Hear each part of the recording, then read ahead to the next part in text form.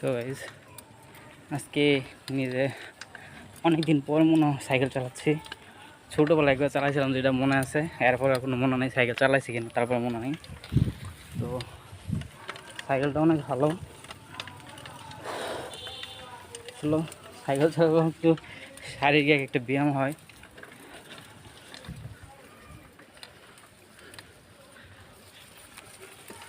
সত্যি অনেক সুন্দর লাগছে সাইকেল চালাতে পারে।